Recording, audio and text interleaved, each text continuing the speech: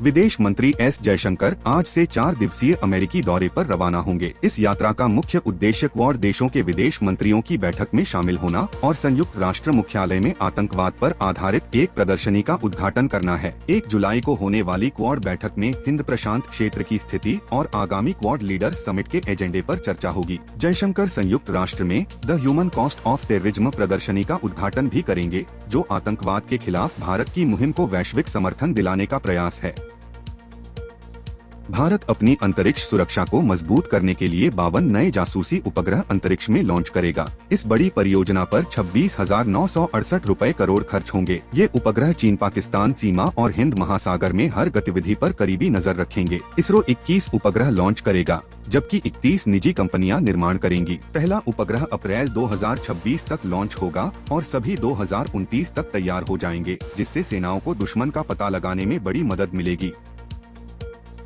अवैध प्रवासियों के खिलाफ देश भर में चल रही कार्रवाई के बीच पश्चिम बंगाल और ओडिशा सरकार के बीच तनाव बढ़ गया है। ममता सरकार ने आरोप लगाया है कि ओडिशा ने करीब 100 बंगाली प्रवासियों को अवैध बांग्लादेशी समझकर हिरासत में लिया है। बंगाल सरकार का दावा है कि ये लोग भारतीय नागरिक हैं और उनकी वापसी के प्रयास जारी हैं। वहीं ओडिशा के अधिकारियों ने स्पष्ट किया है कि यह एक राष्ट्रव्यापी सत्यापन अभियान है और किसी को हिरासत में नहीं लिया गया है, बल्कि सिर्फ पहचान की पुष्टि की जा रही है। उन्होंने बंगाल सरकार के साथ संपर्क में रहने की बात भी कही।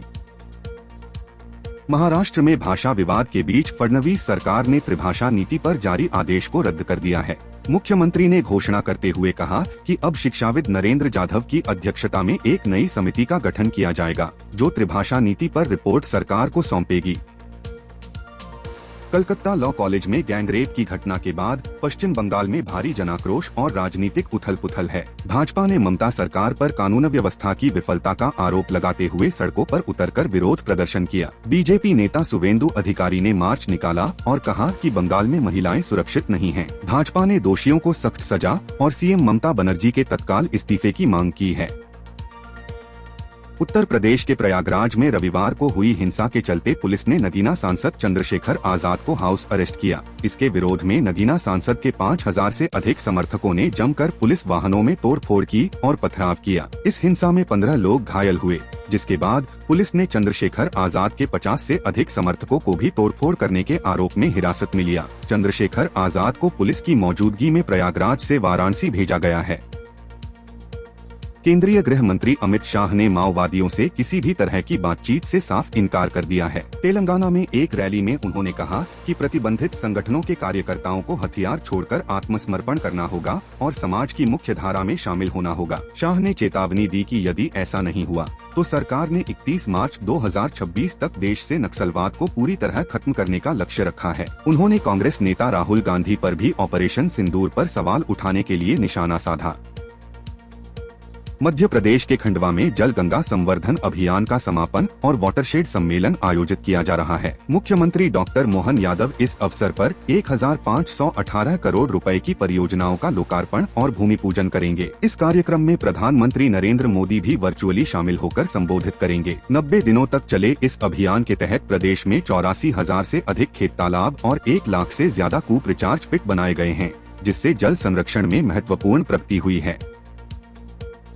बांग्लादेश में हिंदू महिला गैंगरेप मामले को लेकर लोगों में गुस्सा बढ़ता जा रहा है। रेप का वीडियो वायरल होने के बाद हिंदू समुदाय और संगठनों ने सड़कों पर उतरकर विरोध प्रदर्शन किया है। प्रदर्शनकारियों ने आरोपी बीएनपी नेता फोजोर अली पर सख्त कार्रवाई और हिंदुओं को सुरक्षा देने की मांग की है। ढाका विश्वविद्यालय के छात्रों ने भी इस घटना के विरोध में मार्च निकाला है। वहीं मीडिया रिपोर्ट्स के अनुसार पीड़ित हिंदू महिला पर केस वापस लेने का दबाव बनाया जा रहा है, जिसे हिंदुओं पर हो रहे अत्याचारों के खिलाफ बोलने वालों पर दबाव बनाया जा रहा है।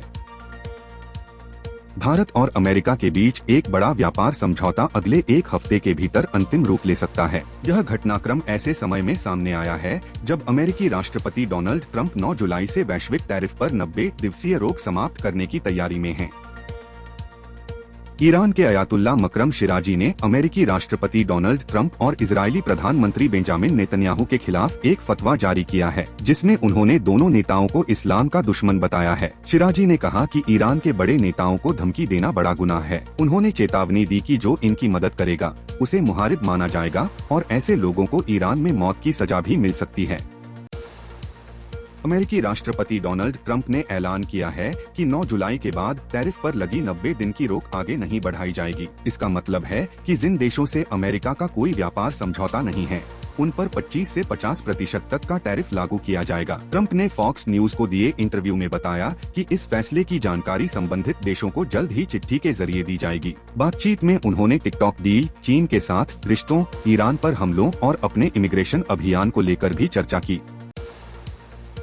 कनाडा ने अमेरिकी टेक कंपनियों पर लगाया जाने वाला डिजिटल सर्विस टैक्स वापस लेने का फैसला किया है। यह कदम अमेरिकी राष्ट्रपति डोनाल्ड ट्रंप द्वारा कनाडा के साथ व्यापार वार्ता समाप्त करने और इस टैक्स को अमेरिका पर सीधा हमला बताए जाने के 2 दिन बाद उठाया गया है। कनाडा के वित्त मंत्री फ्रांसवा फिलिप शैम्पेन ने घोषणा की कि इससे व्यापार वार्ता फिर से शुरू करने और 21 जुलाई तक व्यापक समझौते तक पहुँचने में मदद मिलेगी।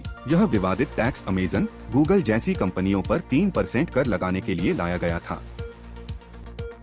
संयुक्त राष्ट्र के परमाणु प्रमुख राफेल ग्रोसी ने बड़ा दावा किया है कि ईरान कुछ ही महीनों में फिर से यूरेनियम संवर्धन शुरू कर सकता है। एक इंटरव्यू में उन्होंने कहा कि अमेरिका और इजरायल के हवाई हमलों से ईरान के परमाणु ठिकाने क्षतिग्रस्त हुए होंगे, लेकिन उनकी वैज्ञानिक जानकारी और तकनीकी क्षमताएं अब भी मजबूत हैं। ग्रोसी ने चेतावनी दी कि ईरान के पास अब भी इतनी क्षमता है कि वह जल्द ही परमाणु ईंधन बना सकता है।